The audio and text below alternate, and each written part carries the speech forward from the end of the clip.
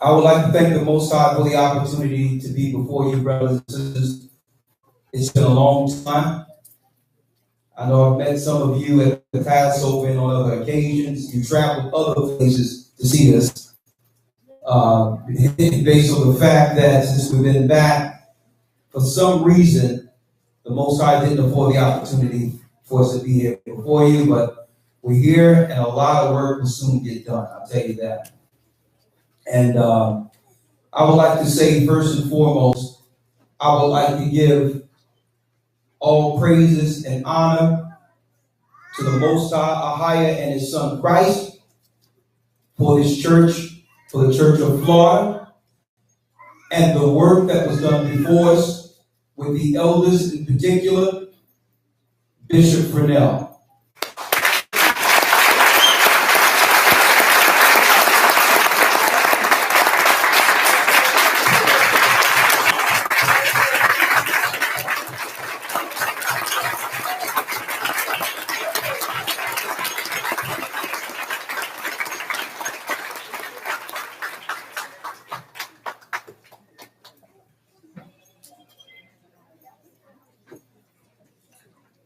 Man, been a long time coming.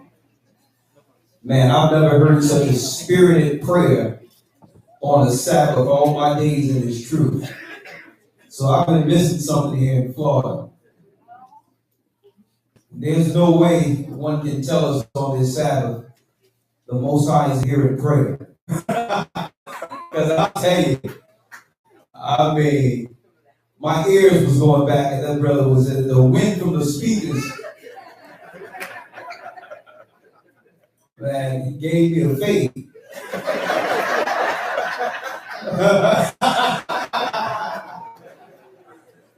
Lord, I tell you what, that's the spirit. Let me ask in particular, Levi, where Levi at? Raise your hand. Raise your hand if Levi here. Okay, what we about 50% Levi? Yeah? Levi up in the house. Ain't that something? We have a lot to talk about going into our broadcast this Wednesday. Where Judah at? I know Judah everywhere. Oh, shucks. Kings and priests. Where Asher at? I know we got Asher up in here. We got Asher there. Come on. Hey, let me give it up to everybody. Hey, everybody up in here. Where Manasseh? Is Manasseh here? Oh, see that? I know you want to see some good Manasseh. Hey, I'll tell you what. If you're a Gentile, raise your hand. Or think you're a Gentile. Give it up for the Gentile.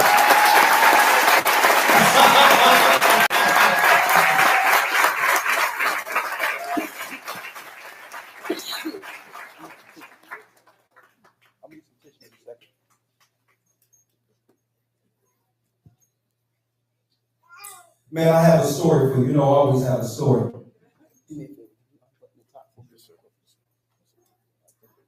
Yeah, they got some hot tea. That'll work too. Shit. Yeah. All right. Let me tell you something.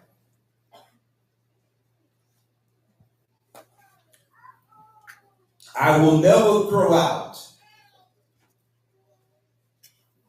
right, ever again. And some people ran into the story last night, the deacons that came. I will never say in a few weeks I'm coming to Florida and not come.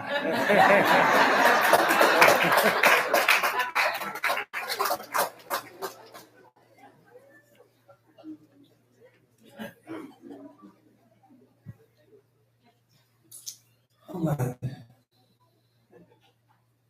Lord, why? I know a lot of you asking, what's going on with Elder Gocc right now, right? It's like, get off the plane. No, let me drop it over here. Now, check it out. Now, the Most High gave me this lesson in the midst of sickness, tribulation, and much thought here in Florida. The name of this lesson today for you, brothers and sisters, for all of us, because every time one reads the Bible, doesn't matter who you are, how much knowledge you have obtained, you become a child of the Most High, and you receive correction, you receive understanding and healing. At the end of the day, in reality, we all have each other. We're going to need each other through this. That's why it's the gathering. But at the end of the day, when we see the Most High, we're going to be alone.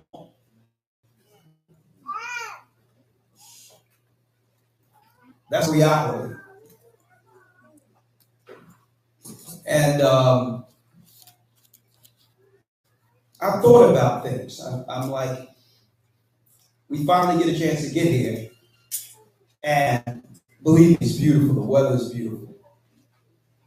The elders and everyone had a good time. You understand? I had a good time knowing they were having a good time. I get on the plane. The computer that's before you right here, they really have it set up for the camera to be broadcast. For this broadcast. I'm on the plane. This computer is now with TSA. Not once did I ever remember listening to all the announcements of the steward before the plane lifts off. Here at one time, you've heard it a million times. But I noticed someone say, if you're ready to get off the plane, if you're looking to exit yourself from the plane, you can do so now. I'm wondering why. I've never heard of that before. But maybe it's because this computer in front of you was at the TSA. A couple of seconds later, I looked at my bag and I'm like, well, okay. No computer. It's all right. Like, I can't change what I can't change. But of course, a few things happened, finagling, and eventually, when we landed, we found that, the elder of the church, along with my daughter-in-law, was able to go and grab the computer and send it to me. Right? But that's just the beginning. That was Monday. Right? Man. Go to a resort along with the elders. The next day, the little simulations or whatever they have there. And I noticed my breathing wasn't all together. But I was okay. Felt myself coming down with something about the time after the Sabbath into the academy prior. But it's okay. I'm like, I can get over whatever. It's no big deal. Most High has it. Got on one simulation sitting still and all this stuff was going on. And I got out of that simulation and I said, you know what? There's definitely a hell. That's the first thing that came to my mind. You can sit still and have all your mind go through all this stuff they show. What happens to your spirit when it leaves? It's not a simulation though. I'd rather be on that if I'm going the wrong way. Anyway, that night, I'm going to digress real quick to get to the scriptures. So I need to show you where this is going. That night, I noticed that there was some dander in the room and I couldn't breathe that well. Okay, so my wife and I, we went and got another hotel room. Someplace else. Boom. Sitting there in the hotel room, noticed that my breathing was constricted a little bit in my chest. When I pray to myself. In my mind, I'm thinking like, Lord, help me with this. I haven't known what an asthma attack was for about over a decade now, but I grew up with asthma. And I knew that something breathing wasn't right. Now this is deep. Finally get to Florida. Tuesday night. Now the whole week was supposed to be a vacation with the elders and family, wife, whatever, wives to come together, so we can actually have a respite outside this work and jump right back in. Since it's some good weather. That's what it was supposed to be. Check this out. Have to go to the ER room around 2 o'clock in the morning. Right? I'm like, okay. Eventually they gave me some medication. Boom. This breathing treatment or whatever the case is. If something is in your chest, usually if your lungs open up, whatever's in your chest start to, makes its way out so you can breathe better, right? I hate to go to a science class on Sabbath, but I'm giving you some details. Check this out. Get home around 4:30 in the morning. Right? The doctor said, listen, you need to lay down and rest for 2 days. Now, I want to go through what I was feeling, because I don't like to alarm anyone unless it's a serious, almost grief or fatality type of situation. But I knew something wasn't right. Right? I'm good now. Right? Check it out. Follow me. I get a phone call in the morning. I was supposed to sleep for 2 days straight. I get a call in the morning. Answer the phone. Are you? Yes, that's me. Do you have anything in the back of your car? It's only 4 hours later from being not being able to sleep for 2 days. Right? Boom. I'm like, well, no, nothing was in the back car. Is everything okay? Well, someone broke the back window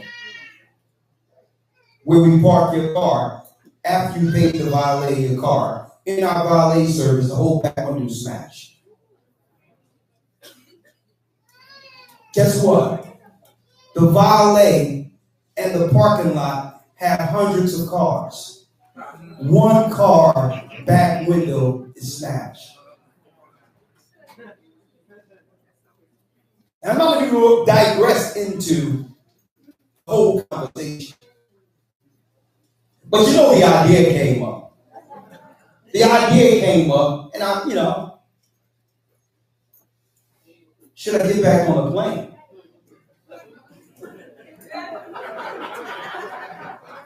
Now, let me tell you, no weapon formed against the Most High's anointed will prosper, right?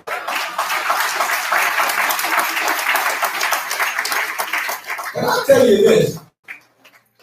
I'm like, you better not have no Levite somewhere over here, because the Most High gonna get you.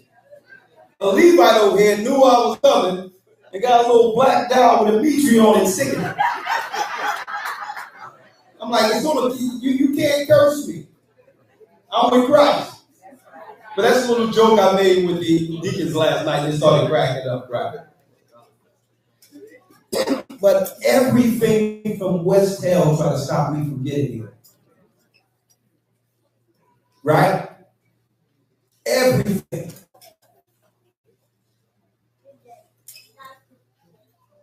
The time in which I was going to make a decision one way or the other was really about Thursday night going into Friday morning.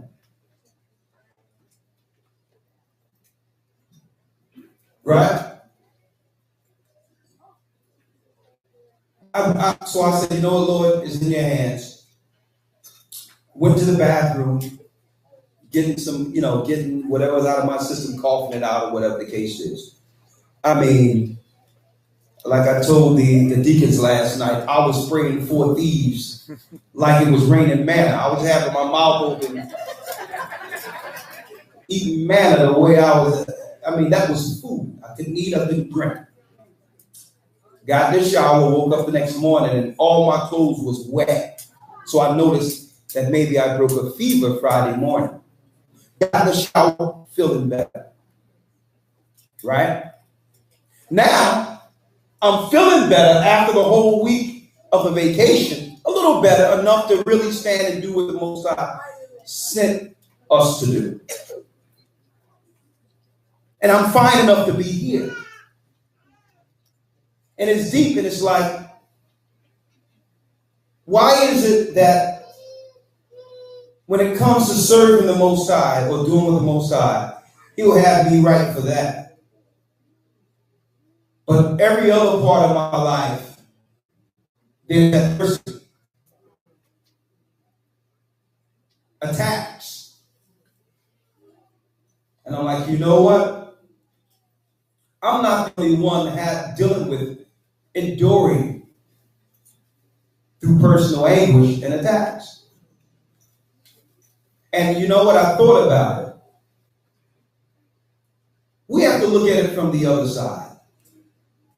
If there was someone on the other side working to destroy and take down everything this system stood for, what would I say against it?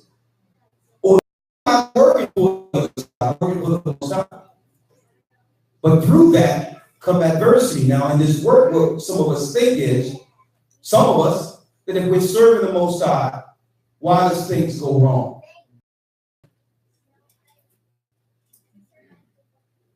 And I find, and I can understand it, when the Most High said, say, give honor to the woman as a weaker vessel. That's a harder scenario for women to really wrap their mind around than men.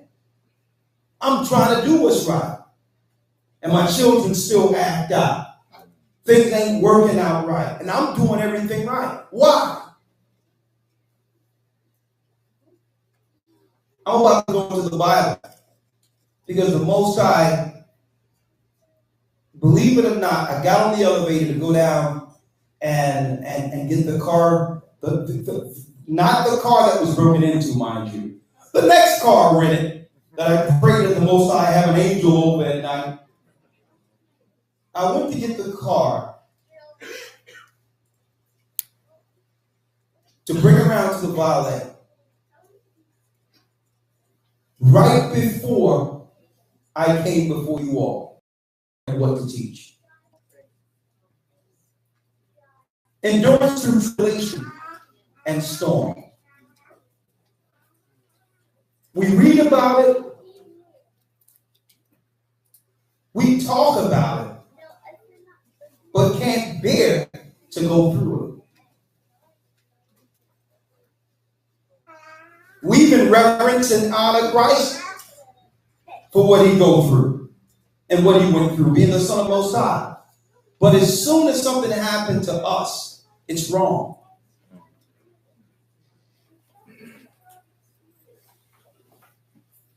What is the Most High preparing me for? And I'm saying this in a broad sense. Because everyone here should be asking themselves that question. What is the Most High preparing me for? And what am I, as an individual, a child of the Most High, what am I going to have to go through to be prepared for it?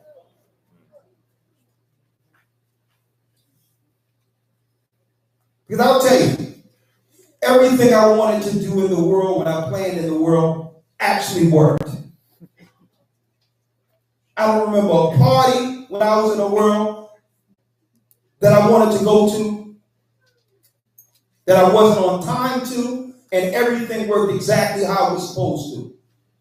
When it was meetings in the music business, coming up in the music business as a teenager or going into the early 20s and having to go to the Blue Orchard in New York to meet certain people and all that, everything was on time. It was precise without any opposition.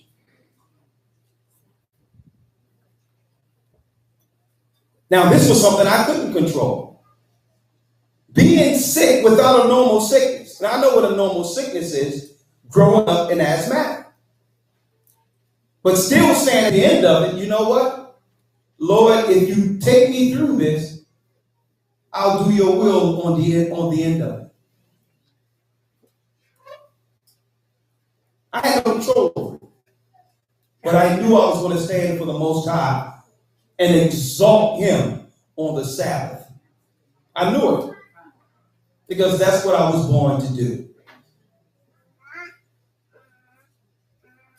Sometimes we have to deal with the resolve of what is your member of the body?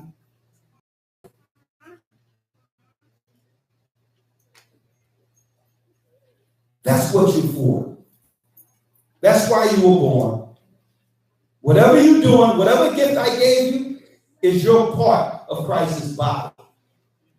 If you can speak, you're his mouth. If you can labor, you're his hands.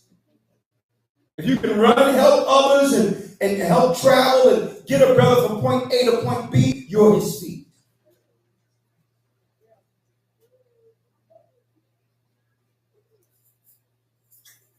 And I'm saying this, and I told Fresnel and the deacons last night. I said, listen, brother, and I was straight up. I will never say again that I'm coming to Florida and not have a ticket already booked.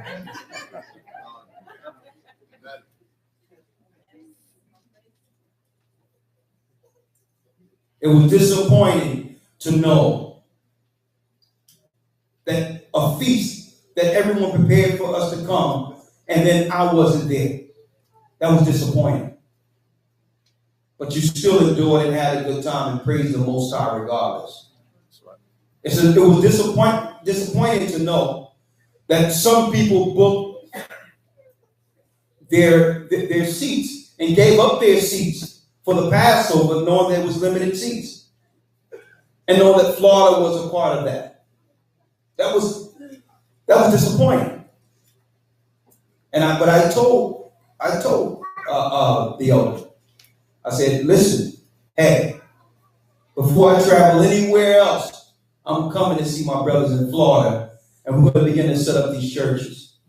We're going to use Florida to set up Orlando, other central areas almost immediately, and we're going to link into our brothers that are in Dominican Republic and Haiti, and have this be the middle ground for our preparation of building our people in Haiti and the Dominican Republic through the Gathering of Christ Church.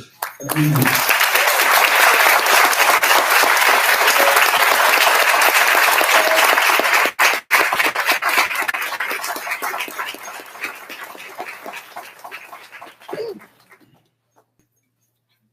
I'm going to tell you something, brothers and sisters. In sickness, you really get to understand how precious life is. And how fragile is our mortality. You really do. But I'm going to tell you, sometimes through sickness, believe it or not, and I've seen it on more occasions than none, it's the Most High forcing a fast. You can't eat. You can't think. All you can do is think.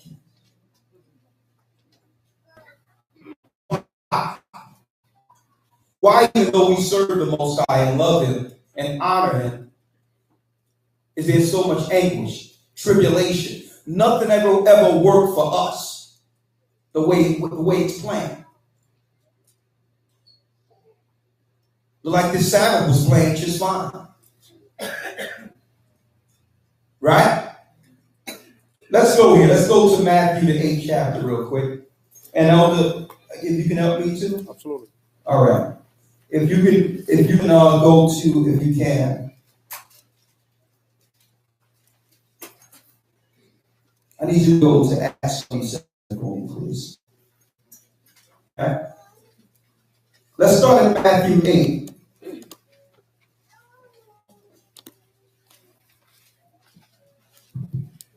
Right? Elder Lawyer. Yes, sir. Let's start at 18, please. St. Matthew, I'll wait till the pages. Yeah. We're going to take our time. I know during the academy, we be flowing, right?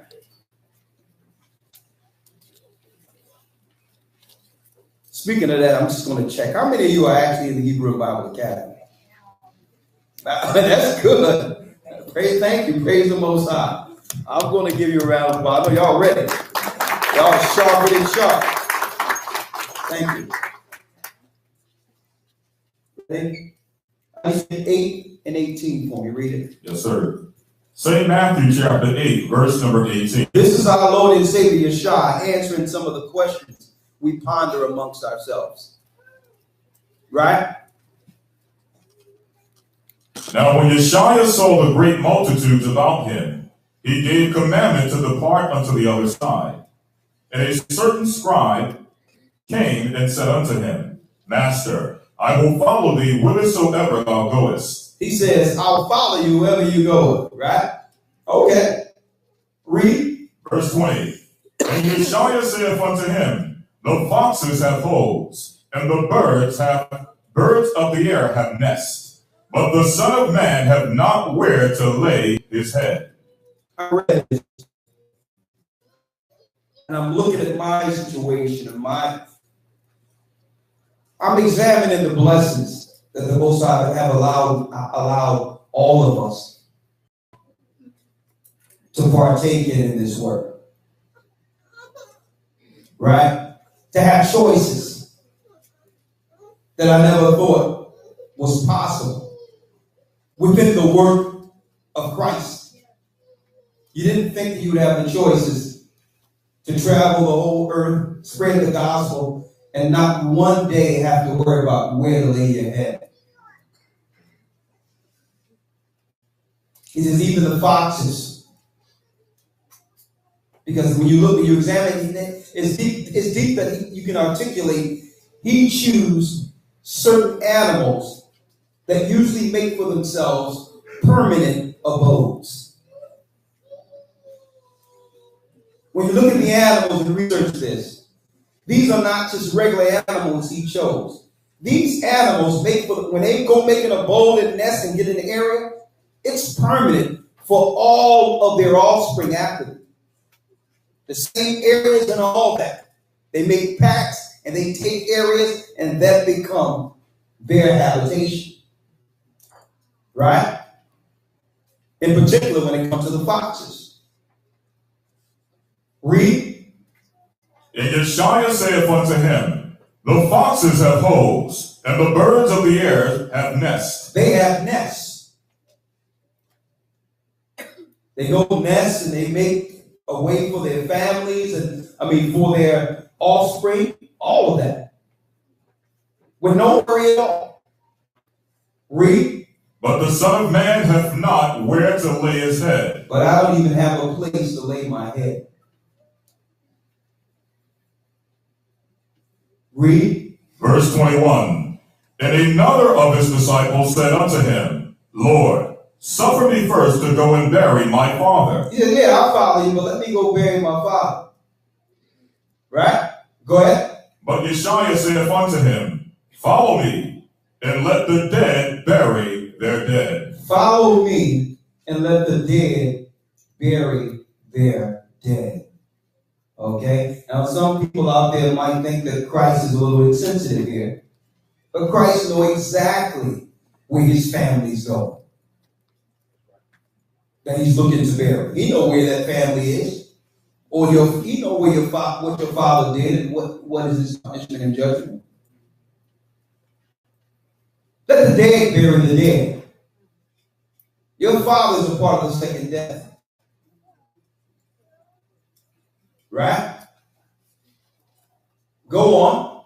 Verse 23. And when he was entered into a ship, his disciples followed him. Now, this is the piece that I wanted y'all to really examine. Enduring through tribulation and storms. Endurance through tribulation and storms. Now, back then, brothers and sisters, there were no airlines. Okay?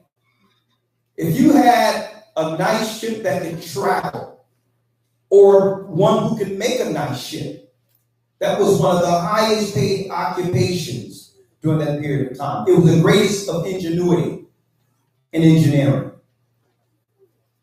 Right? So that's just like owning an airline today. If you were a company or a person who had the occupation of building ships. Right? Listen to this. Go on. Verse 23. And when he was entered into a ship, his disciples followed him. And behold, there arose a great tempest in the sea, insomuch that the ship was covered with waves.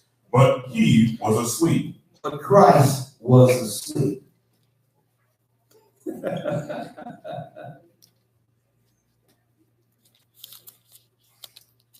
Go on. Verse 25. Come on. And his disciples came to him and awoke him, saying, Lord, save us, we perish. And he saith unto them, Why are ye fearful, O ye of little faith? Then he arose and rebuked the winds and the sea, and there was a great calm. And there was a great calm. Go on. Verse 27. But the men marveled, saying, What manner of man is this, that even the winds and the sea obey him? Now, I went to this scripture so that we can set the lesson here. When we're referencing a storm and understanding, no matter where we are in the gathering of Christ church, right? Christ is the porter. Okay? He's the captain. And we are those examples of those disciples on the ship. Going through all types of storms. Now, this could have been an easy ride from one place to the next. Why? Christ and the disciples were going to deliver the word and to deliver souls. The same power that calmed the wind could have made sure from the beginning that the sun shined through the whole voyage. If he was able to stop the wind, he could have controlled it from the beginning. But why did he allow the storm to be? He had to prepare the disciples for the work to come and how to exercise faith beyond what they can see and understand presently. So what you're dealing with in your present circumstance isn't as bad as you think. These are tests that builds us. The next phase. Because if we can't get through this, we're definitely not going to get through when the wall go up and the lights go out.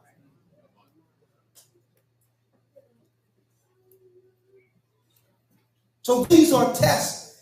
And when I did some research, I went upstairs for a little bit, and then in the car I started going through it, and it blew me away where the Most High led me this Sabbath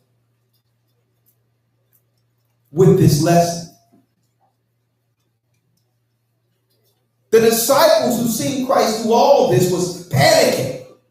He's asleep. Look at him. You can tell. He's probably, he probably heard him and all that. Tripping.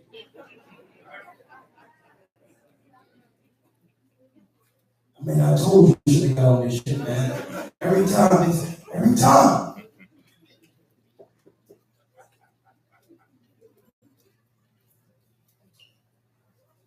He says, ye of little faith. This work is a trying, and it's purging all of us and what belongs to us out of us. And you know what? From this world's perspective, it's sad. Because anything left of us that's not kingdom will be purged. Just a reality. It's a boring, and to some degree, uninterested in life. The only interesting part of this is right now. And seeing another brothers to come to the knowledge of the Most High so that we can celebrate and not have to worry about sickness on the other side.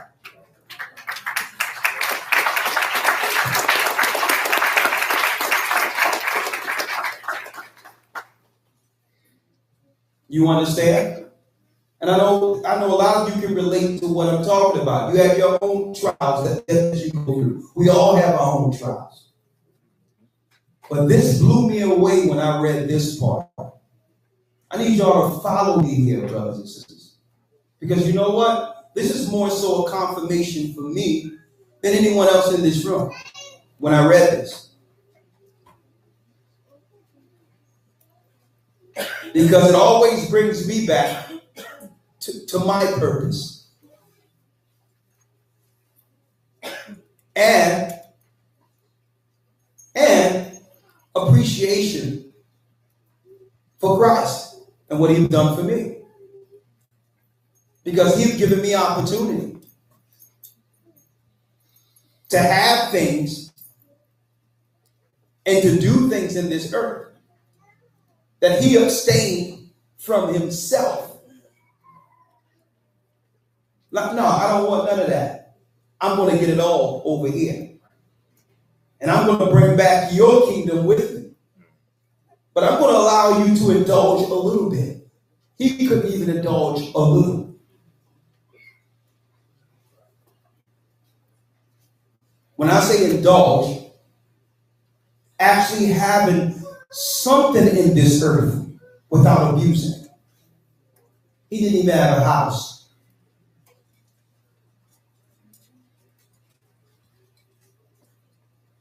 Elder Gocc, you go to Acts real quick. Acts 27.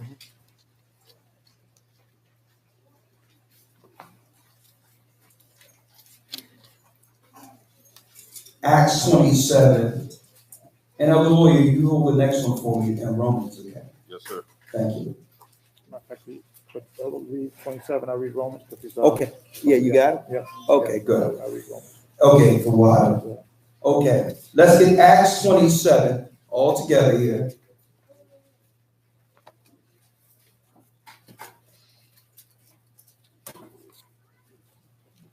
Greek words in there. Okay, that's fine. You have the next one, right? Yeah. Okay, great. Romans what? That's going to be Romans 12. 12. Okay, gotcha.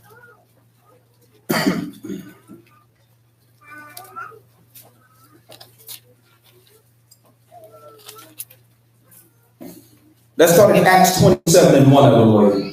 Yes, sir. The book of Acts, chapter 27, verse 1. And when it was determined that we should sail into Italy, they delivered Paul and certain other prisoners unto one named Julius, a centurion of Augustus's band. And entering into a ship of Atramition, we launched, meaning to sail by the coast of Asia, one Aristarchus, a Macedonian of Thessalonica, being with us. And the next day we touched at Sidon. And Julius courteously entreated Paul and gave him liberty to go unto his friends to refresh himself. And when he, verse 4, and we had launched from thence, we separated. Come on. And when we had sailed over the sea of Cilicia and Pamphylia, we came to Myra, a city of Lycia. Now, mind you, a lot of these places may sound foreign to you, right? But while traveling overseas, we frequent some of these areas, right? Even to an area where, till this day, it showed where Paul was whipped. And they kept that as a tourist attraction. So all the people that are on the western side, this atheistic side of this world, claiming that Christ never exists and all those stories are not true, never travel into the old world and looked at and understood some of the archaeological tombs and finds that are still there. The place that he was actually with was about 4 or 5 miles, no, about 3 miles from where I was staying at one time. Okay? So when I read these scriptures, okay, get that baby bottle now. All right. That baby going through a little anguish up also. Lord. Let me get some of this honey here. You want some honey? Yes, sir. All right.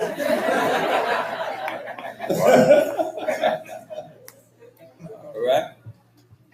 That's right.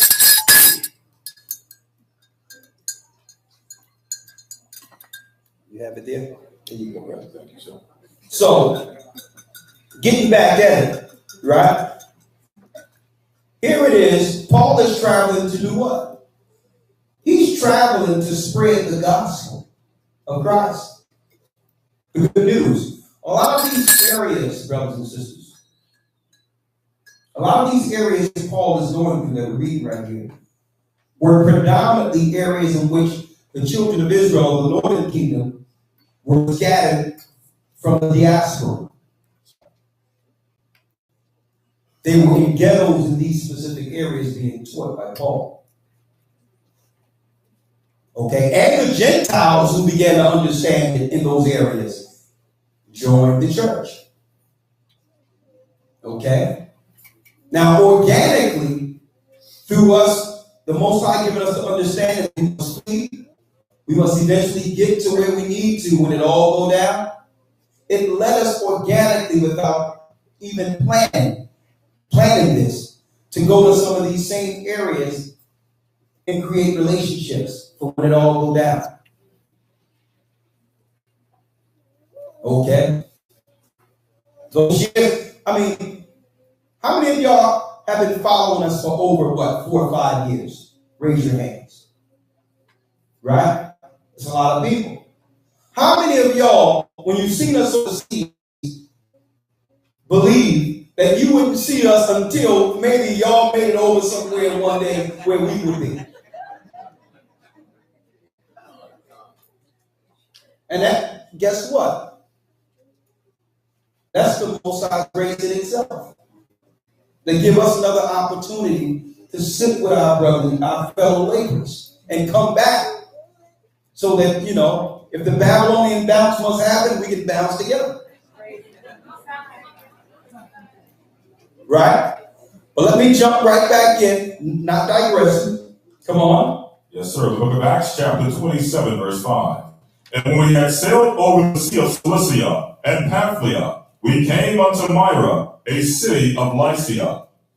And there the centurion found a ship of Alexandria selling into Italy, and he put us therein. Now these are all areas right off the Mediterranean Sea. The Great Sea that you read of in the Bible, the Great Sea. Right? If you look at the Josephus, then Italy eventually was founded or was one of the places where Esau, you understand, built a stronghold that would eventually lead to Rome. It happened under Zepho. Okay? Come on. Verse 7. And when we had sailed slowly days, and scarce were come over against Cyndius, the wind not suffering us, we sailed under Crete over against Salome, and hardly passing it, came unto a place which is called the Fair Havens, nigh whereunto the city of Lasea. Verse 9. Now when much time was spent, and when sailing was now dangerous, because the fast was now already past, Paul admonished them, and said unto them, Sirs, I perceive that this voyage will be with hurt and much damage, not only of the lading and ship, but also of our lives. Go on, verse. Nevertheless, the centurion believed the master and owner of the ship more than those things which were spoken by Paul. And because the haven was not commodious, winter in, the more part advised to depart thence also. If any means they might attain unto Phoenicia, and there to winter, where it is in haven of Crete, and lie toward the southwest and north wind. Okay, so he says maybe we need to take a detour and stay here for a while before we begin to go to this area, right? Because why? We're going to go through some storms here, right? That was the advice back then. Go on. Verse 13. And when the south wind blew softly, supposing that they had obtained their purpose, loosing thence, they sailed close by Crete. Come on. But not long after there arose a tempestuous wind called Euroclydon. Now it says that's called Euroclydon. Now, that may mean nothing to any of you, right? Euroclydon, right?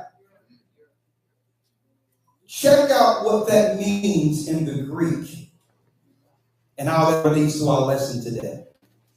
There was a wind that came called Euroclydon, which means in the Greek a violent agitation.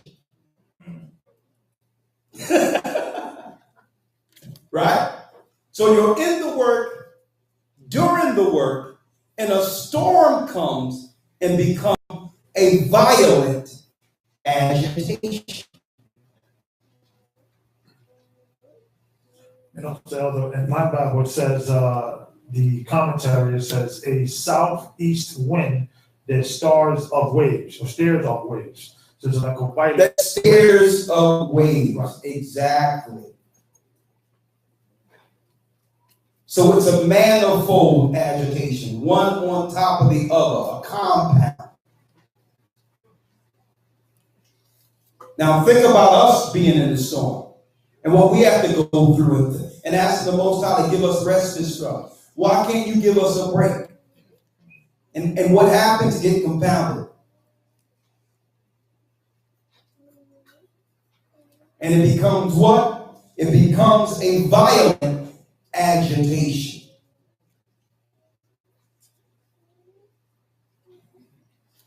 Read on. Yes, sir. Verse 14. But not long after there arose against it a tempestuous wind called Euroclydon, and when the ship was caught and could not bear up the wind, we let her drive. Come on.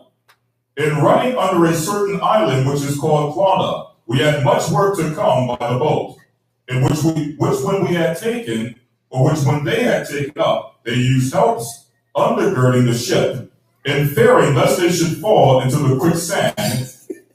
Now hold up, they're serving the Most High, folks. All people that's doing evil, wicked, and sinning right now, from Sodom to Gomorrah to Rome to Greece, everything's working out. Every sodomite party being planned is working out. Every evil imagination against the Most High is working out. Come on. Which when they had taken up, they used helps undergirding the ship, and fearing lest they should fall into the quicksands. Straight sail, and so were driven. And we being exceedingly tossed with a tempest, the next day they lightened the ship. And the third day we cast out our own hands the tackling of the ship. Now, I need y'all to think about that, folks. I don't know how much, before the truth, I said, I'm not getting on a plane. It didn't make any sense to me growing up, looking in the air, playing outside, and knowing that there were people in that thing. I don't know about how often any of you fly, but man, if I get turbulence over 2 minutes, 1 minute, I'm having a conversation with the Most High. Now, my outward demeanor will always be what it is. But you best, and sometimes I shed that. Like, listen, somebody got to get this plane together now. I'm figuring, I can make something happen by saying that.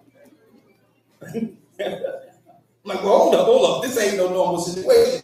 Going through a storm for 3 days on the open sea.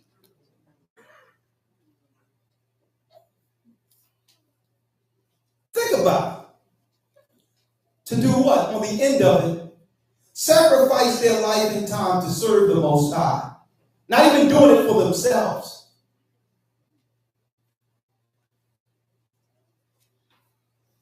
Read on. Verse number 20. And when neither sun nor stars in many days appeared, and no small tempest lay on us, all hope that we should be saved was then taken away. All hope that we should be saved. They gave up the hope,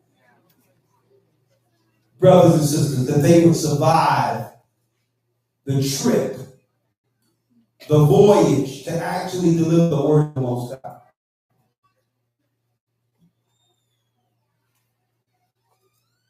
So every time, let me tell you, every time I'm in a plane and it lands, I thank the Most High that I'm alive. I'm on terrain. I'm only getting on this to people. But once I'm every time, thank the Most High, praise the Most High.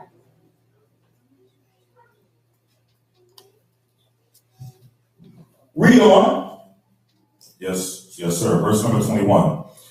But after long abstinence, Paul stood forth in the midst of them and said, Sirs, ye should have hearkened unto me, and not have loosed from Crete, and have gained this harm and loss. He said, Paul said, you should have listened to me to stay where I wanted to over the winter, and you wouldn't have suffered all of this loss. Check this out. Read it.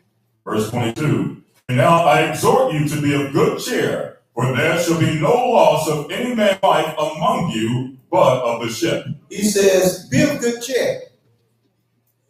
That all of these men are going to live, but you're going to lose this ship. So that's at least, just check this out. You're on the waters and say, well, listen, the Most High has confirmed that, we're going to live, but this ship is going to hit the bottom. Now, mind you, he's including himself. Right? Read. Verse 23. For there stood by me in this night the angel of God, whose I am, and serve in whom I serve, saying, Fear not, Paul, thou must be brought before Caesar, and lo, God hath given thee all them that sail with thee. He says, so it was confirmed. Usually it's in a thought, a confirmation that the Most High is with you. So most people can look at you and ask, why aren't you panicking? Don't you see what I'm going through? So now this is giving you an insight more so in the story that you read with the disciples in Christ. The confirmation was there. Christ was the confirmation. But people probably looking at Paul like, yo, he says, listen, we're going to lose this ship.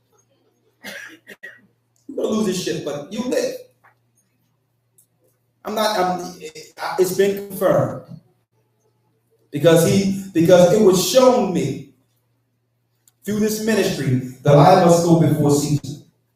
So I'm going to live through this to finish this. But guess what? You're going to listen in the future. Because you're definitely not taking this ship to do what you just did again. Read. Verse number. Yeah, you turned it off. Give him your mic. That's fine. Give him that. Yes, sir. Verse number 25. Fix this one? Yes. Yes, sir. Wherefore, sirs, be of good cheer, for I believe not that it shall be even as it was told me. Howbeit, we must cast upon a certain island. But when the 14th night was come, as we were driven up and down in Adria about midnight, the shipmen deemed that they drew near to some country, and sounded and found 20 fathoms. And when they had gone a little further, they sounded again and found it 15 fathoms. Then fearing lest we should have fallen upon rocks, they cast 4 anchors out of the stern and wished for the day. Go on. And as the shipmen were about to flee out of the ship, when they had let down the boat into the sea. What verse you read there? Verse 30. Come on. And as the shipmen were about to flee out of the ship, when they had let down the boat into the sea, under the color, as though they had cast anchors out of the foreship, Paul said to the centurion and the soldiers, except these abide in the ship, ye cannot be saved. Then the soldiers cut off the ropes of the boat and let her fall off. And while the day was coming on, Paul besought them all to take meat, saying, this is the 14th day that ye have tarried, and continue fasting, having taken nothing. No food. Go on. Wherefore I pray you fall from the head of any of you. And when he had thus spoken, he took bread, gave thanks to God in presence of them all. And when he had broken it, he began to eat. And now I need y'all to examine that through all this, at the end of this, he was thankful. I need all of us to examine the fact that even through it all, those that serve the Most High are thankful for what's provided.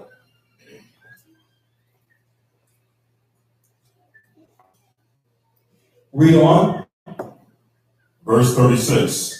Then were they all of good cheer, and they also took some meat. And when we were all in the ship, 216 souls. Come on. Verse number 38. Yes. And when they all had eaten enough, they lightened the ship and cast out the wheat into the sea. And when it was day, they knew not the land. But they discovered a creek with a shore, into which they were minded. If it were possible, they committed themselves unto the sea, and loosed the rudder bands, and hoist up the mainsail to the wind, and made toward the shore. So they abandoned ship. Okay. Come on. Verse number 41. And falling into a place where 2 seas met, they ran the ship aground. And the forepart stuck fast and remained unmovable, but the hinder part was broken with the violence of the waves. Come on. And the soldiers' counsel was to kill the prisoners, lest any of them should swim out and escape. But the centurion, willing to save Paul, kept them from their purpose, and commanded them, or they which could swim should cast themselves first into the sea and get to the land. And the rest, some on boards, and some on broken pieces of the ship. And so it came to pass that they escaped all safe to the land. They escaped all safe to the land. Paul holding on to a piece of wood. And everyone holding on to some piece or object that came off of the ship. Now, and this is what we're showing here. And what I'm breaking down today is the Most High put on my heart to break forth. This is while in the truth. Right? Let's go to Romans 1 now. Romans 12 and 1, I'm sorry. Thank you. It's deep that when I read of that Euroclida, that it said a violent agitation. It's what we go through, or the storm we go through, and believe it's the end of the world.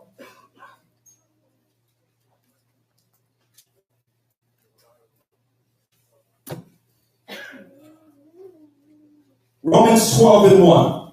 So we're in the book of Romans, chapter 12, verse 1, which Can reads. you raise the eldest microphone? Gabar's microphone? Other Gabar's? I'll tell you what, this is how we got to do it. Yeah. There we go. There you go. You can hold that. 1, 2, okay. I appreciate that. Romans 12, verse 1. Yes. I beseech you, brethren. So I beseech you, therefore, brother. Hold up, real quick, the elder Gabar.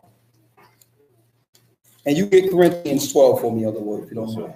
Great. All right, let's go. Romans 12, verse 1. I beseech you, therefore, brethren, by the mercies of the Most High, that ye present your body a living sacrifice. I beseech you, therefore, brother, by the mercies of the Most High, that you present your bodies a living sacrifice. Read. Holy, Holy. acceptable unto the Most High. Read. Which is your reasonable service. Which is your what? Reasonable service. That's the least you can do. Is to sacrifice your vessel, your mind, body, and spirit for me. And you know what? That's the least you can do. That's the bare minimum. Come on. And be not conformed to this world. And when it says to be not conformed to this world, think about it. The Bible tells us.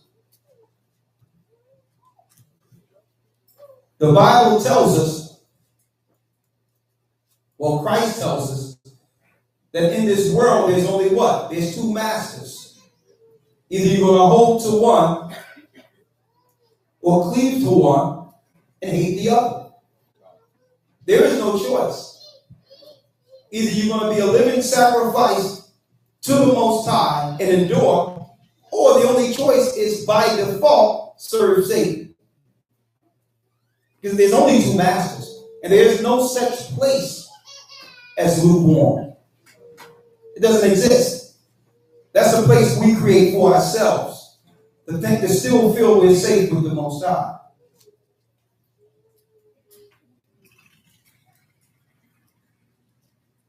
So he says, what? But be ye transformed by the renewing of your mind. Come on. That ye may prove what is that good and acceptable and perfect will of the Father. Come on. For I say, through the grace given unto me. To the what? The grace given unto me. Because you have to realize, in order for Paul to do what he was doing in this world, he had to be covered by grace based on the things the Most High forgave him for. He was working under grace. Based on his actions against the Most High and the Most High's people, according to our law, the law he gave Moses, guess what? It was supposed to be an eye for an eye. Paul was supposed to die for what he was doing against his people. And then we have to look back at when we were in sin and the things we did. And I'm talking about knowing right from wrong, still having some understanding of God, sinning against him knowingly. So it's through grace he allowed us to still become clean and be washed and work as if nothing happened. That's grace.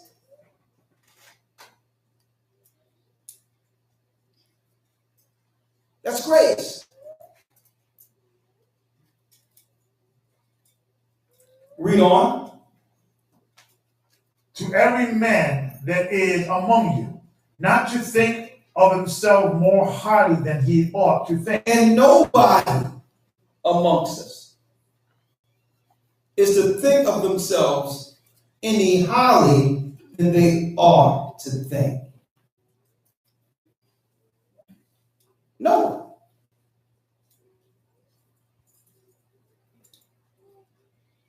Read. But to think soberly, according as the Most High has dealt to every man. Soberly is clearly. And that clear mind is the understanding the covenant or agreement we made, not with man, but with the Most High after coming out of that water. That's the mind we must be in. That agreement. You have to be a clear mind and understand what the agreement was. The agreement is not with man. It's not with your family, not with the people around you. The overall agreement is with the Most High. What was that agreement? Maybe we need to do a quick refresher. The agreement that you didn't make with the Gathering of Christ Church or anyone else.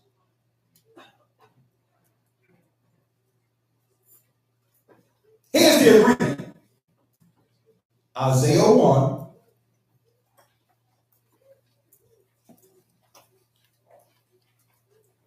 And 13. 16, yeah, excuse me. Thank you, Edward.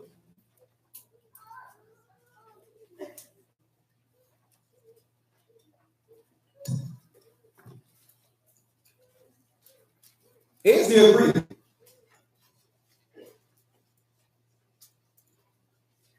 And I say this all the time, and I see other people who don't understand what this is. Examine it from the outside. They will say, man, I can't be down. I can't rock with the GOCC. And I'm like, what type of, I just can't deal with them and this, that, and the other. They don't even understand. You're not making an agreement with the Gathering of Christ Church for me. Okay? You don't have to rock with me, but you better rock with Christ. You understand? No one made an agreement with me. Okay? Even during the week when I was, I felt a little bad and everything, and your mortality is challenged and all that. But you know what? Even beyond my health or beyond life or death or whatever the case is, the Most High Church is going to go on. The Most High work will be done. And you know what? All in all, I can look back and say, you know what? I did what I was supposed to do when the Most High called me to do it. Even if it's up until this point.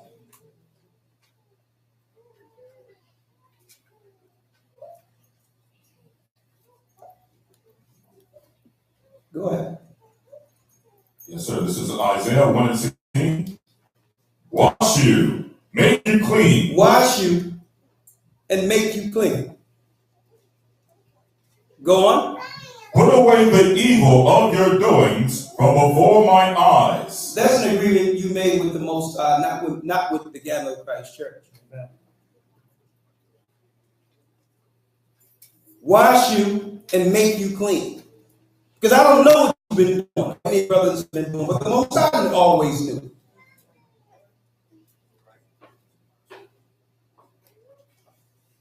So when you came to say you wanted to get baptized, something resonated in your spirit. Maybe I was a vessel the Most High used as a mouthpiece, but the agreement isn't, and will never be with me. We read these scriptures. We gave you. Here's the contract, the Bible.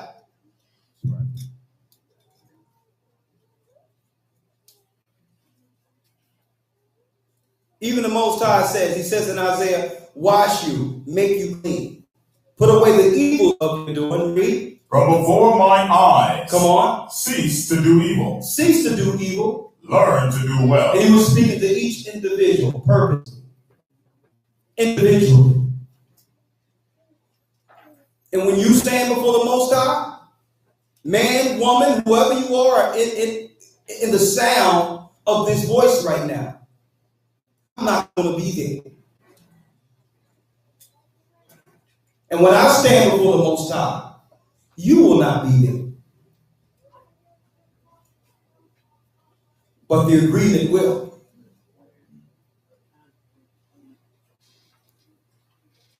The agreement will. That's the agreement.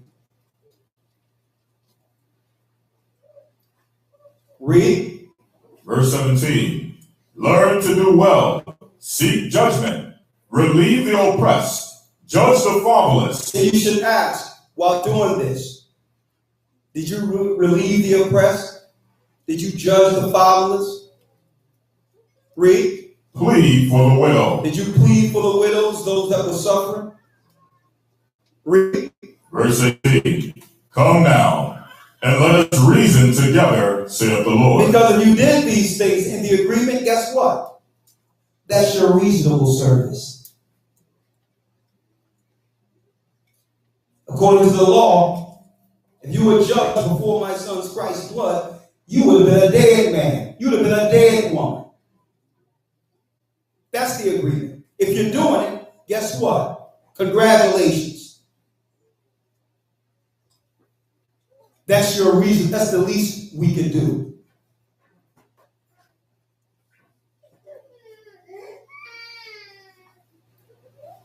Read. Come now, and let us reason together, saith the Lord. Though your sins be as scarlet. He says, if you think about this agreement and fulfill this reasonable service, individual, son, daughter,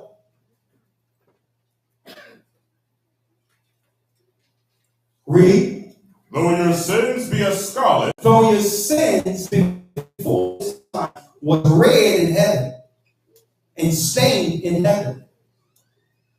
Read. They shall be as white as snow. Every sin you have done up until this point will be forgiven. Agreed? That's the agreement of the baptism. That's not an agreement with any man. If a man, and even if a man and wife going to get baptized together, that's beautiful. But those are individual agreements.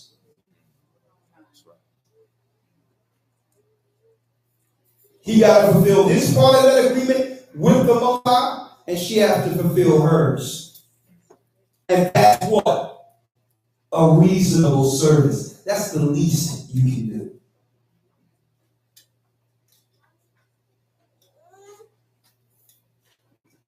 Let's go back. Go back to where you were. So we're back in the book of Romans, chapter 12. We're going to pick it up at the second half of verse, or the last half of verse 3. Come on. According as God has dealt to every man the measure of faith. For as we have many members in one body, and all members have not the same office. Come on. All members have not the same office. Read. So we, being many, are one body in Christ. Are one body in Christ. So everyone is a different member of the body and have an agreement and a job to do within the body, which is your reasonable service. Is that all understood? What verse you left off at, Elder? I'm in verse 5. Come on. So we, being many, are one body in Christ. Come on. And every one member, one in socket, in Christ, and every one member, one, having the gifts, discerning, difference, according to the grace that is given to us. Whether prophecy, whether it be prophecy, because some have the gift to open up a book and show prophecy according to the Most High. Right? Read. Let us prophesy according to the propagation of God of faith. The proportion of faith.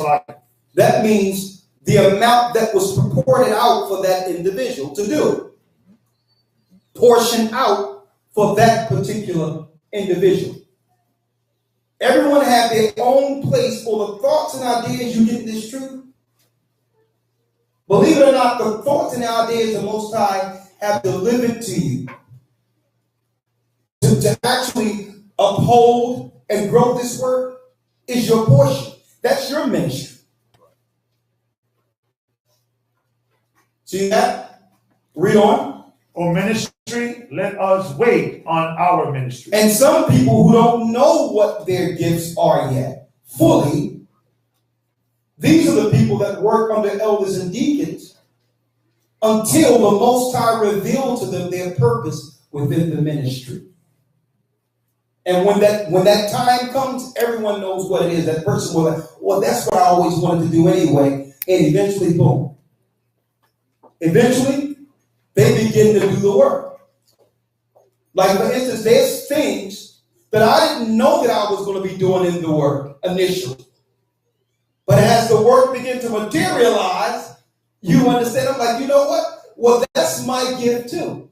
That's my gift.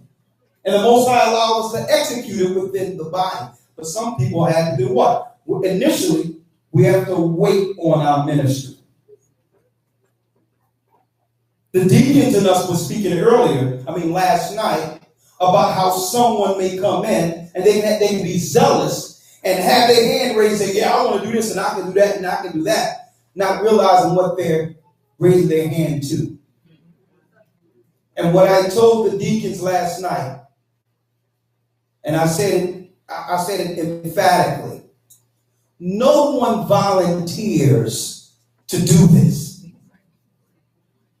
Something is wrong. I'm going to tell you right now. You don't know what you're raising your hand to. So I can understand you being zealous, but a wise person, a person with understanding, wait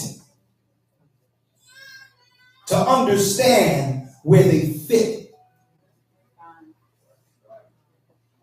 That's wisdom.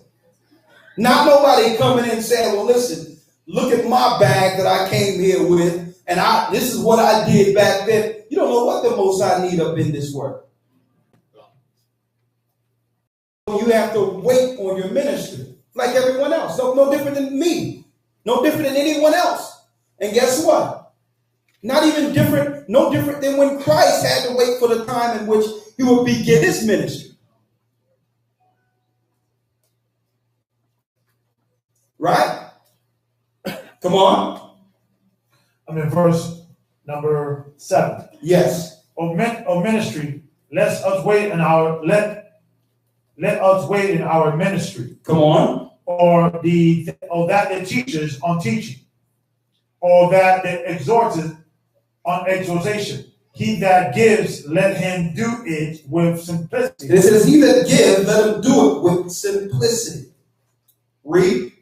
He that rules with diligency. He that rules with diligence. That means what? If you're in a position of power within the work, or authority within the work, you must be diligent or consistent. That's a reasonable service if you are in authority. You understand? You have to be consistent. Read. He that shows mercy with cheerfulness. He that showeth mercy with cheerfulness. Not showing mercy begrudging. Read. Let love be without dissimulation. Yeah. Let love be without dissimulation, which is favoritism. I know. I know you from the Dominican. I got you all. Don't worry about it. Let love be without dissimulation. That means without favoritism. When you love one person this way and another person that way, and now cliques are formed. There's only one clique, Christ's clique.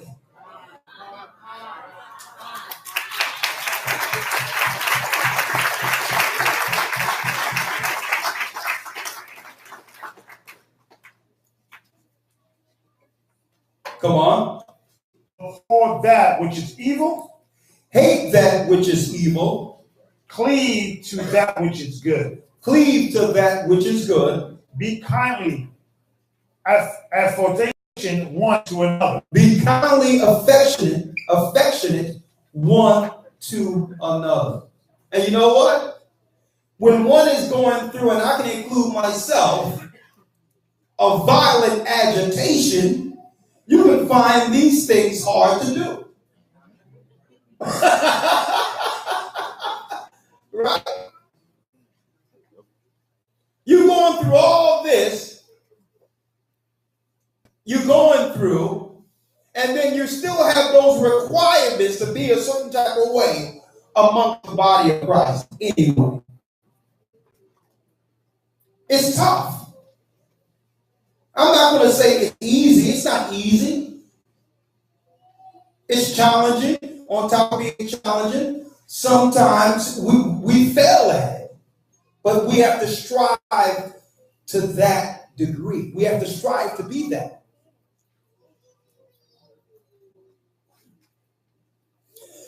Excuse me. I'm almost good. Don't worry about it. As a matter of fact, I'm straight. Let's go. Keep moving me a little bit. Thank you. Right on time.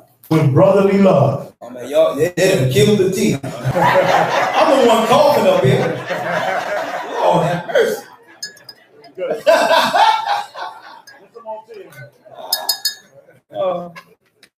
All right, it's okay. No, it's okay. You know, I share with my brothers. It's all good. Let's go. In honor, preferring one another. In honor, preferring one another. Let me tell you, regardless of what goes on, I would always prefer one of my brothers and sisters in this body above anyone in the world, and that's included my blood family, who didn't make this choice. Now, am I saying I'm going to not be down with them? No. That would be totally insensitive in the midst of all this, not to try to save my family. But there's a priority with this. You understand? There's a priority. We must prefer one another who made this same what agreement. Because they are in agreement with me. We must first prefer those who have made the agreement. Read on. Not slothful in business. Not slothful in the business of the Most High. Fervent in spirit, serving the Most High. Not slothful in business. Go on. Rejoicing, talking. Not slothful in business. Fervent in spirit. Fervent in spirit. Serving the Most High. Serving the Most High. Rejoicing in hope. Rejoicing in hope. Patience. See, but this is how we get through, folks. We're in the storm, but through it, we're rejoicing in hope. We're looking at what comes afterwards in that agreement. Read. Patient in tribulation. Like it. Patient in tribulation. Patient when going through hard times or a violent agitation. And understand, I know sometimes it's hard to understand, and I know this is redundant to some degree, but we've said it over and over again. This is happening for a purpose. I don't know what it is. I don't like how it feels, but there's a reason for it. Why? It's happening.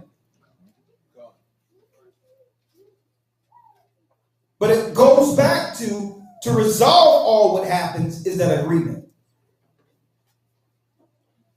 Are you going to get from point A to point B and finish? Read the necessity of saints. Distributed to the necessity of saints. Read. Given to hospitality. Given to hospitality. Bless them that persecute you. We bless those that persecute us. Read. Bless and curse not. And we bless and don't wish anything on someone, even if they are against us. Let it go. I mean, this is a hard pill to swallow, huh? Someone come with that red pill and blue pill, you're like, you're looking at that thing saying, hey, ignorance is bliss. It's a hard pill to swallow. You mean to tell me I have to take and endure all of this? Even those who persecute me, I must pray for them. and not bear a grudge? Yes. Read. Rejoice with them that do rejoice. Weep with them that weep. Be of the same mind, one towards another. Mind not high things, but condescend to men of lower estate. And condescend of men of low estate. Okay? Sometimes someone who are not on certain levels as you in understanding may need more time. You have to be able to deal with them on that level and not be condescending to a person. Read. Be not wise in your own consent. Be not wise in your own conceits, according to your own understanding, outside of the agreement. Because that's what it comes down to. I need you to get real quick, Elder Lawyer. 2 Corinthians 12 and 1. Elder, I always have the last verse. Yeah, go ahead, bring it. Recompense to no man evil for evil. Read it again. Recompense to no man evil for evil. I'm going to do this because you did that.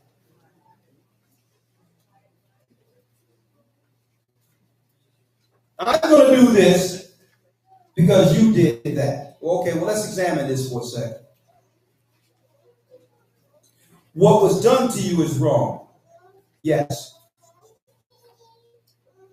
Obviously, a demon came in and attacked you. Yes. All right. So now, instead of rebuking the demon by not responding how the demon would have you, you in turn will take on the demon and attack back. Right? That's how it works. When you recompense evil for evil, that means, okay, it's coming to me to the degree in which now I've become a host to now be used. That's how the demons attack. You read it in the book of Enoch. And they work when we are what? In the most vulnerable stage. And as we can read here, when there's a violent agitation. That's when they're there. At the point of clear vulnerability.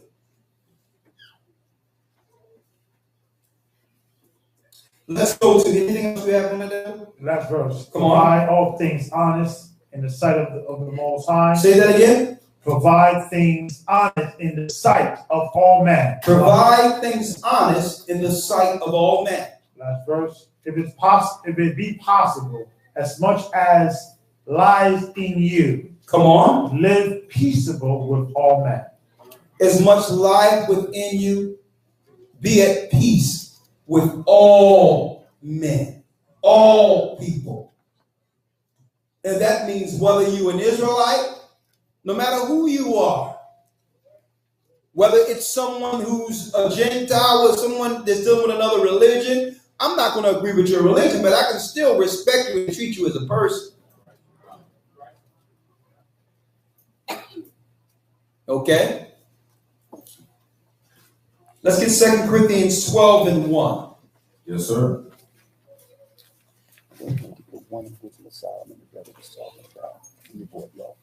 Second chapter 2. Yeah. For why, Elder? Then after this, if the elders would like to say something, I'll be more than happy to allow y'all to say something. If y'all would like to say something about what we're planning to do, whatever the case is. But I wanted to have this message because the Most High put this message on me today to deliver it. Okay? And the lesson today, as I've mentioned, is called the endurance through tribulation and storm. Okay? We're being tried and refined through the fire in preparation to lead a multitude. And that's just the truth. Some of us aren't ready. Okay? But we better be ready by that time. And guess what? I'm including myself. I'm not absolving myself from anything. When I read this Bible, I'm learning just like you.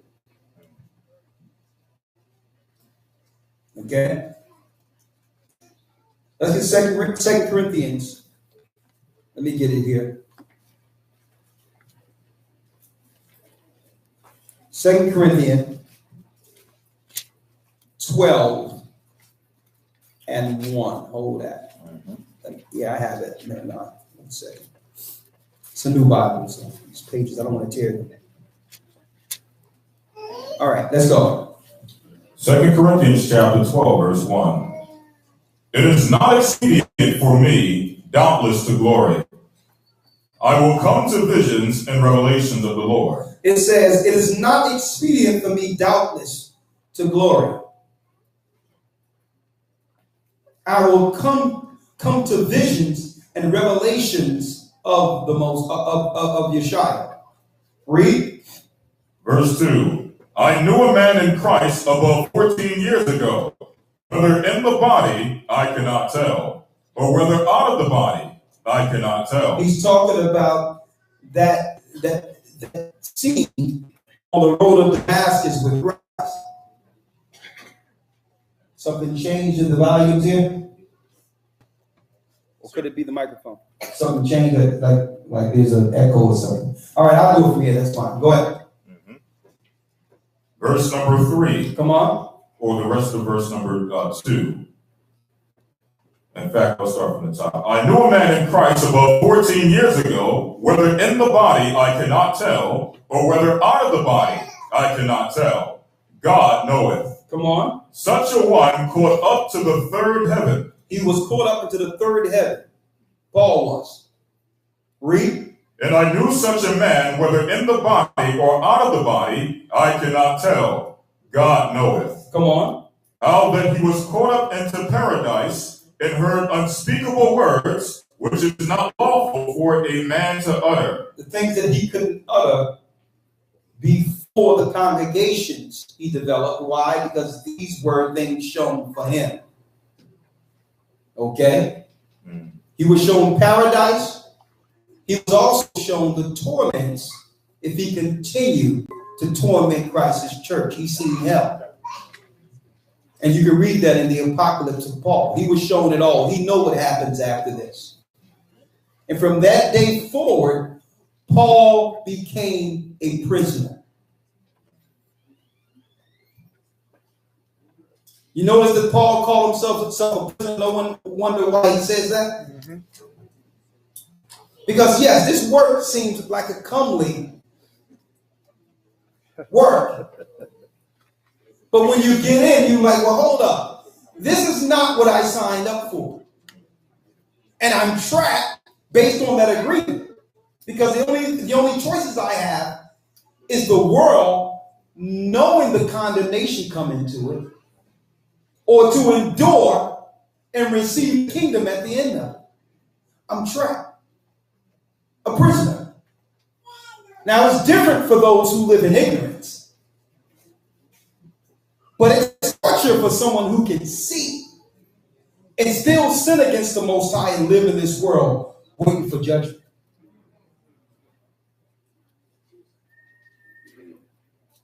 You understand? So he says, I'm a prisoner. I'm trapped. So initially when you get it, that's all the good stuff. Like Ezekiel says, it's sweet. When it comes to your mouth, you're able to recite it and understand it. Go back to the prophecies, historically link it up. Man, it's the greatest thing on earth.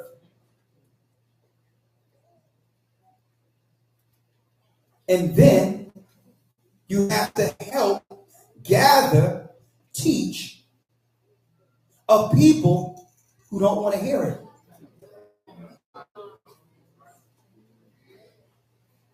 Who will oppose you and kill you trying to give it to them. Paul realized he was a prisoner. You have very little, I would say, releases or anything that you can actually get out of this world peaceful and say, okay, I can do a little something. It's nothing. The reality of it is you can't even enjoy the world understanding what's about to happen to it.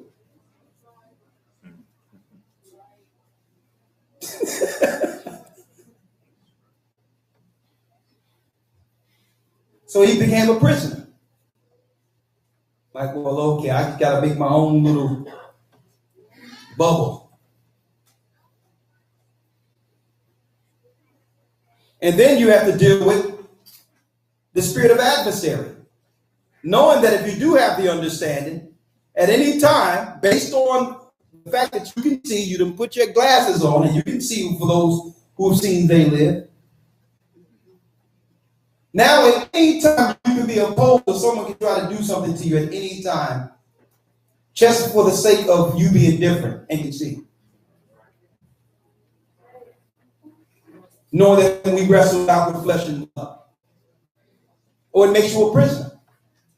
Now, not to the degree of paranoia, but you have to deal with the reality of a person who've come to the knowledge of the truth.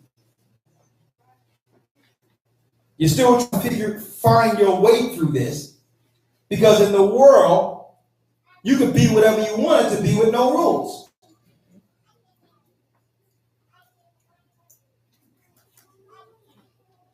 Read. Yes, sir. This is 2 Corinthians chapter 12, verse 5. Yes. Of such a one will I glory, yet of myself I will not glory, but in my infirmity. So he says, I'm not gonna rejoice in the comely parts. I'm gonna rejoice in mine infirmities. The bad parts. In my infirmities. The not so comely parts. I'm going to remember I was the guy who was destroying Christ's church. And in my mind, that man will always exist, which will keep me what? Temperate and humble. I'm going to remember that agreement.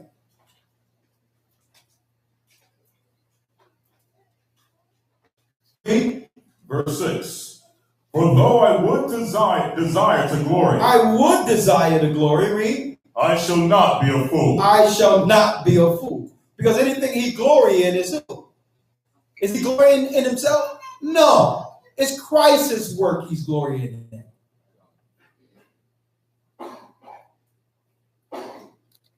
Read. For I will say the truth, but now I forbear, lest any man should think of me of what he seeth me to be. Thank you. Read. Or that he heareth of me. Or he heareth of me. That's why I constantly tell brothers and sisters while doing this work, don't look at me any higher than you ought to look at me. I'm a servant of Christ. That's who I am. I'm a servant. That's it. I never portrayed or said I was anything different. I'm a brother. I'm a servant. I needed water and forgiveness just like everyone else. Read. Verse 7. Unless I should be exalted above measure. Unless I should be exalted above measure. Through the abundance of the revelations, there was given to me a thorn in the flesh, the messenger of Satan to buffet me, lest I should be exalted above measure. So you mean to tell me the Most High allowed a servant, a humble servant, a contrite servant who was forgiven for his sins to still be attacked by Satan?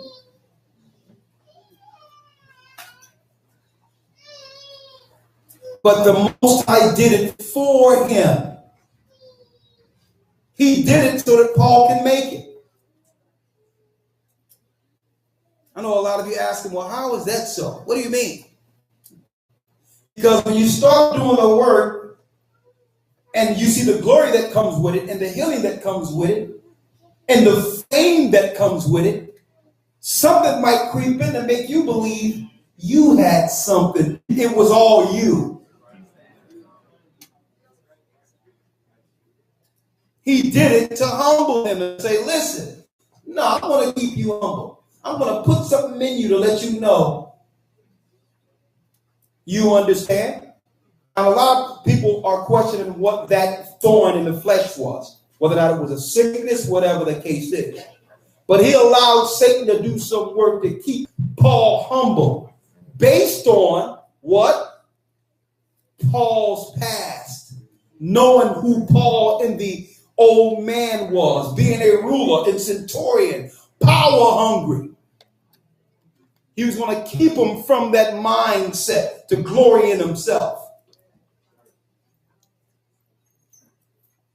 So yes, we get the truth, and with all the glory and honor and all that some may think comes with it, the Most High will still buffet you and allow Satan to attack. So none of us can look at anything that goes down and say, I don't understand if I do this right and this right and this right, why things don't go right.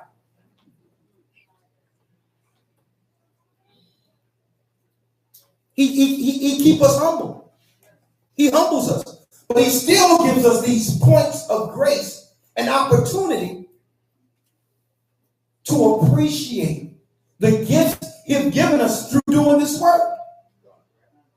He still gives us a chance to glory in that and say, you know what? You didn't leave us out there. But still, he'll buff it.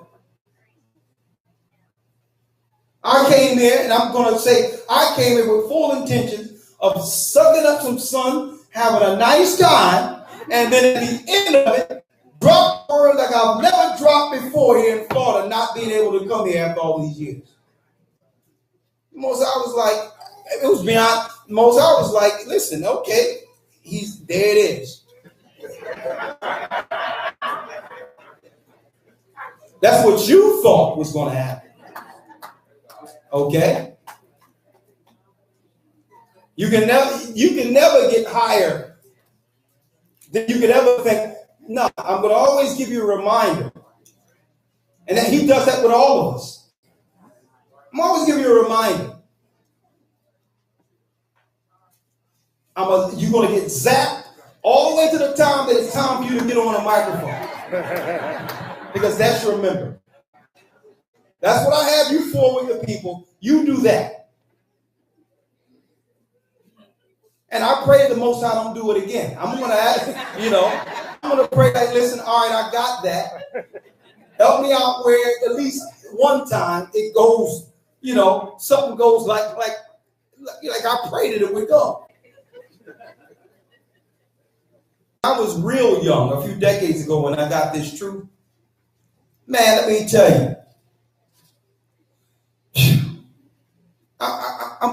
I'm looking back at how wet behind the ears, because my thought process was so I would say, what word can I say? It was delusional.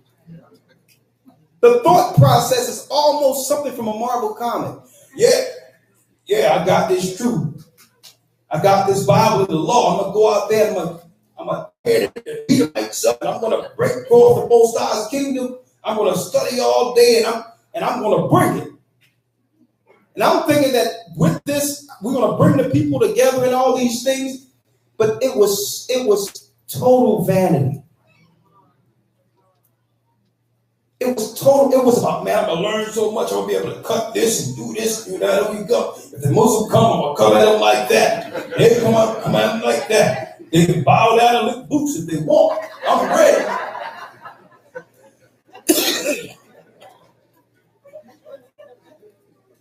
And when you come of age and you become to understand what the work is, you understand? The work is, Christ says, listen, the greatest among you shall be your servant. That's what he was. It's about trying to find out and understand what's going on amongst the people. to help the people. That's our position. A servant.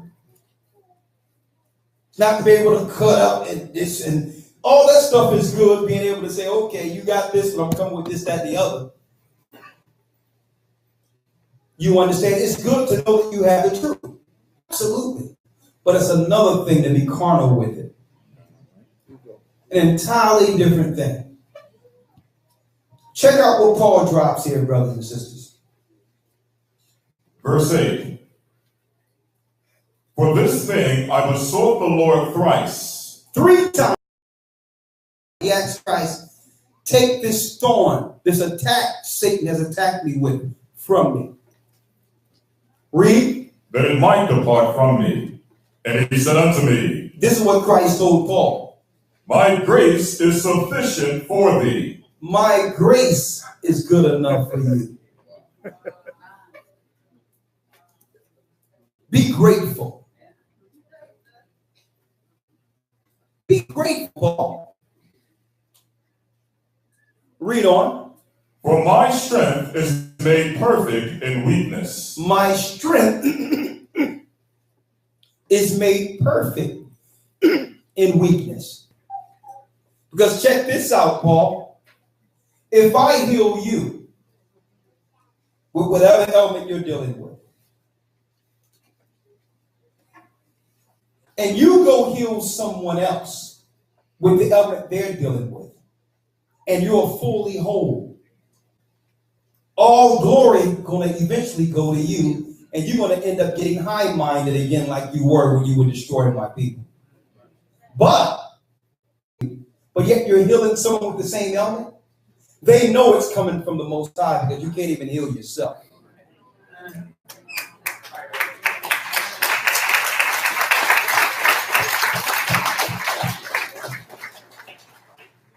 So it's this thing of how can you help everyone else, but yet you can't even help yourself. That's what a servant does. My grace is sufficient. Verse number 9. And he said unto me, My grace is sufficient for thee, for my strength is made perfect in weakness. Come on. Most gladly, therefore, will I rather glory in my infirmities. So he says he would rather glory in his infirmities now. Paul says, no, I don't want to be glory in being the man setting up these churches and doing this and that and break this down and a man that met Christ at Damascus. No, I glory in my weaknesses. Read on. Most gladly, therefore, will I rather glory in my infirmities. Come on. That the power of Christ may rest upon me. So that the power of Christ may rest upon me. Why? When you look at it, the reality of this, and if you believe and understand, and we all know, hey, at the last trump, and this mortal shall take on immortality. But that's if you understand and believe.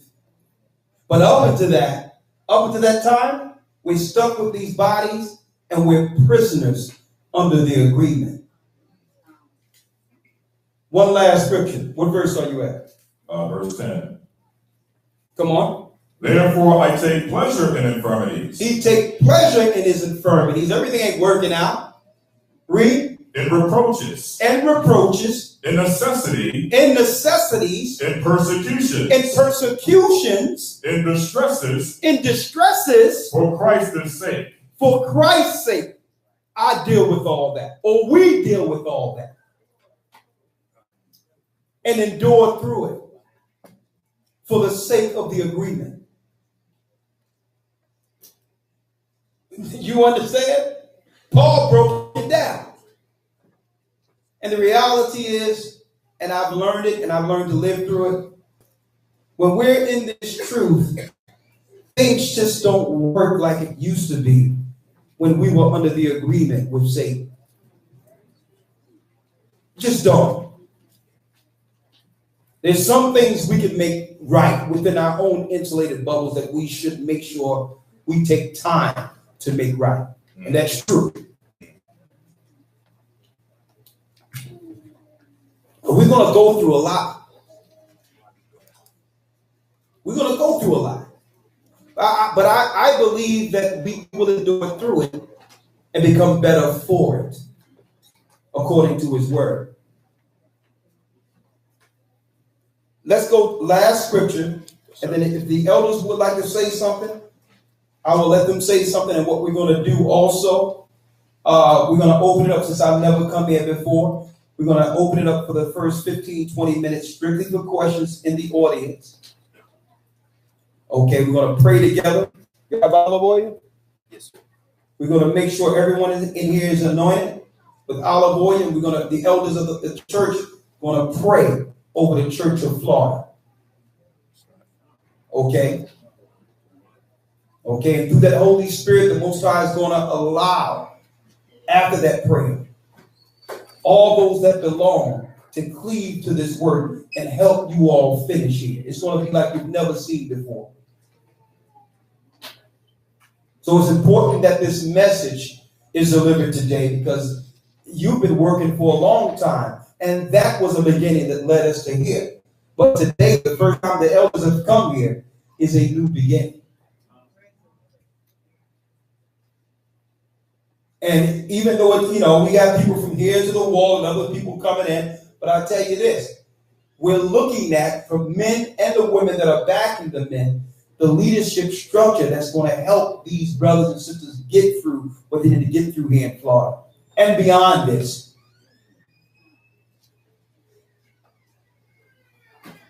Let's get it real quick, Elder Lloyd. Wisdom of Solomon.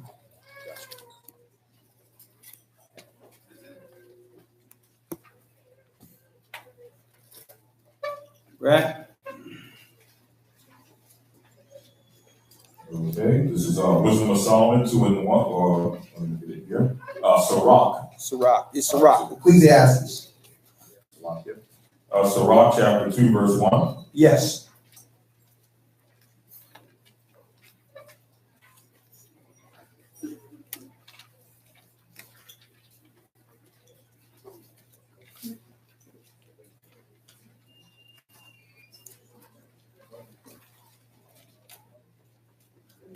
Let's go.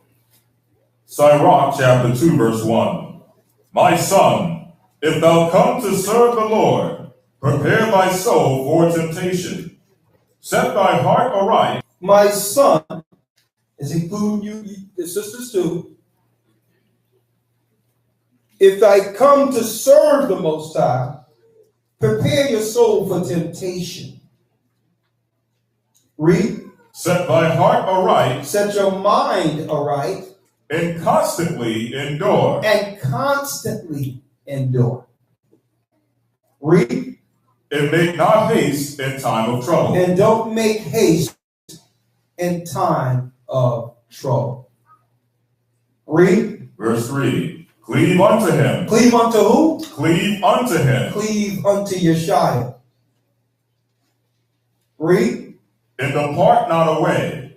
Thou mayest be increased at the last end. Come on. Whatsoever is brought upon thee, take cheerfully, and be patient when thou art changed to a low estate. Come on. For gold is tried in the fire, and acceptable men in the furnace of adversity. Believe in him, and he will help thee. Order thy way aright, and trust in him. Even fear the Lord, wait for his mercy, and go not aside, lest ye fall. Come on. Ye that fear the Lord, believe in him, and your reward shall not fail. Ye that fear the Lord, hope for good, and for everlasting joy and mercy. Look at the generations of old and see. Did ever any trust in the Lord and was confounded? What was any of our forefathers that trusted in the Most High and endured? Were they confounded? I need y'all to think about this, brothers and sisters. Moses, Prince of Egypt. Right? Persecuted. Stripped of all riches and reputation. Thrown out of, he fled Egypt. A refuge, or a refugee. Flat broke. And through that, all that time, time, he became king over Ethiopia for a time. A lot of you don't even realize Moses didn't come back until 40 years later with the command and the name of the Most High, which eventually did what? Set his people free. And I'm going to tell you this. Not once did the Most High ever turned his back on those of his anointing. It's telling you right here. You've never forsaken our fathers of old. So what's up with us now? We're in the home stretch. Moses couldn't even look into the kingdom that ended up getting dispersed and destroyed. He couldn't even see into it. He had to look on the outside to see the kingdom. We are the generation that's to go in.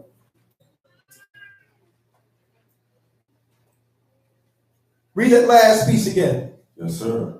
Verse number 10. Look at the generations of old and see. Did ever any trust in the Lord and was confounded? Come on. Or did any abide in his fear and was forsaken? Or whom did he ever despise that called upon him? Who did the Most High ever let down in this agreement? No one. He's with us. Read. Verse 11. For the Lord is full of compassion and mercy, long-suffering and very pitiful, and forgiveth sins, and saveth in time of affliction. Woe be to fearful hearts and faint hands, and the sinner that goeth two ways. And the sinner that goeth two ways. Read. Verse number 13. Woe unto him that is faint-hearted, for he believeth not. Therefore shall he not be defended. Woe unto you that have lost patience, and what will ye do when the Lord shall visit you? Woe unto you that have lost patience, and what will you do when the Lord shall visit you? Read. Verse 15. They that fear the Lord will not disobey his word, and they that love him will keep his ways. They that fear the Lord will seek that which is well-pleasing unto him. Come on. And they that love him shall be filled with the law. And they that fear the Lord will prepare their hearts and humble their souls in his sight, saying what? We will not fall into the hands of the Lord. We will what? We will fall into the hands of the Lord. We will fall into the hands of the Almighty. And not into the hands of men. And not into the hands of men. We're going to trust in the Most High, read, and not man. For as his majesty is, so is his mercy. So is his mercy. Praise the Most High, and I hope you've been edified with our lesson. Endurance through tribulation and storm.